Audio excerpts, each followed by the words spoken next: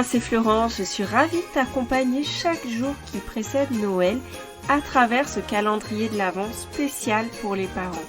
Chaque matin, tu recevras directement ton audio fait avec amour pour te booster, t'encourager dans ta mission de parent.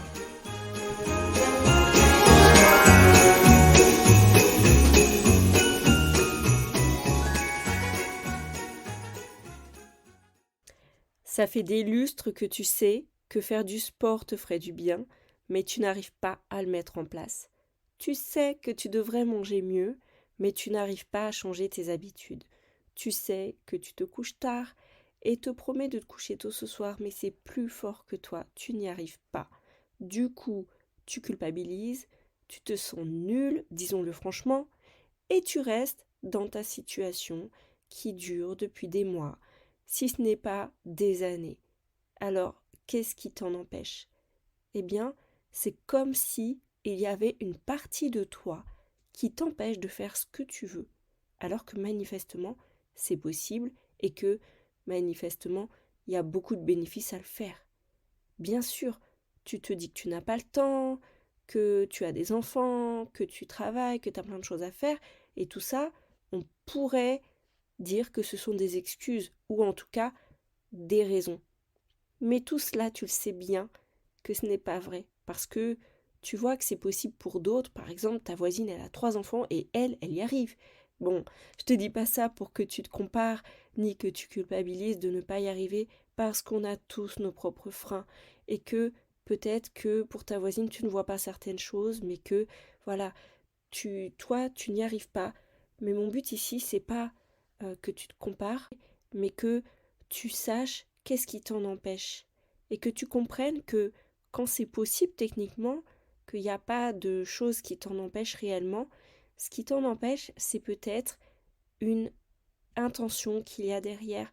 Peut-être que quand tu ne fais pas quelque chose, quand tu fais autre chose, c'est qu'il y a une raison dont tu n'as pas tout de suite conscience. Il n'y a pas une raison rationnelle en fait. Par exemple, tu veux faire du sport, tu te dis que tu voudrais commencer par marcher un petit peu tous les jours, pourtant tu n'y arrives pas. Et là, si tu identifies un petit peu ce que tu fais à la place, ça peut être parce que tu discutes avec tes collègues le midi et du coup tu oublies d'y aller. Même en télétravail, tu fais des choses de la maison à la place, tu lances une machine, tu fais la vaisselle. Et là, c'est comme si il y avait une partie de toi qui considère que c'est plus important, par exemple, de faire les tâches ménagères parce que ça te fait gagner du temps quand les enfants ne sont pas là, pour profiter plus de le soir, ou que c'est important d'être avec tes collègues parce que ça comble une valeur forte pour toi de connexion. Et pour changer, ça demande d'identifier la raison en fait de ce comportement que tu veux arrêter.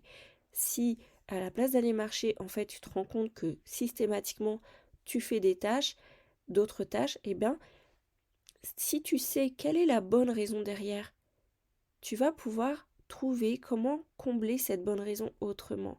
C'est quelque chose que je fais lorsque j'accompagne en coaching, quand il y a des choses qu'on veut réellement faire mais qu'on n'arrive pas à faire. Il ne s'agit pas de se le dire, il ne s'agit pas de prendre une bonne résolution en début d'année pour y arriver. Toutes les fois où tu t'es dit je vais à la salle de sport et puis que finalement tu n'y vas pas, eh bien c'est qu'il y a une bonne raison derrière. Il y a peut-être une peur aussi, ça peut être une peur.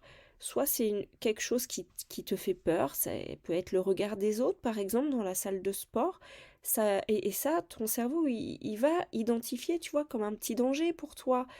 Tu risques en fait de supporter le regard des autres ou de ne pas réussir à faire, par exemple, si tu t'inscris à un cours collectif, de ne pas réussir à suivre les autres et de te sentir gêné en fait.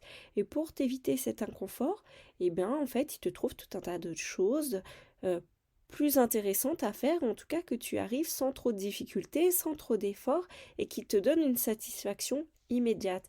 Et une fois que tu identifies ce que c'est, ça va être plus facile de travailler là-dessus. C'est tout un processus au niveau du cerveau et on n'est pas forcément conscient de ce qui bloque.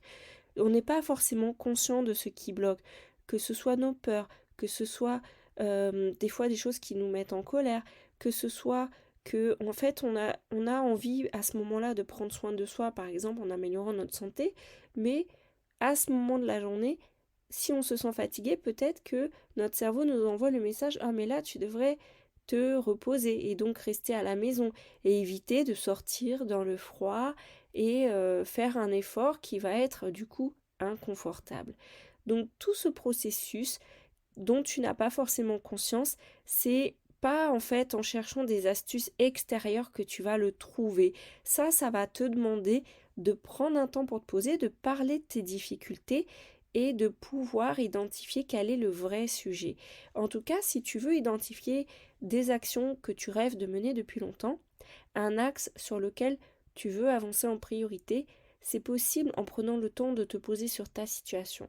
Et pour cela, moi je te propose de nous rejoindre aujourd'hui à l'atelier que je propose à 12h30. Tu as le lien en description de cet épisode, alors inscris-toi vite parce que je suis sûre que ça va t'aider à mettre en place les actions pour te permettre d'y arriver. Je te souhaite une excellente journée et je te donne rendez-vous tout de même demain pour le nouvel épisode des paillettes de l'Avent. D'ici là, passe une excellente journée et peut-être qu'on se verra tout à l'heure. Bye bye!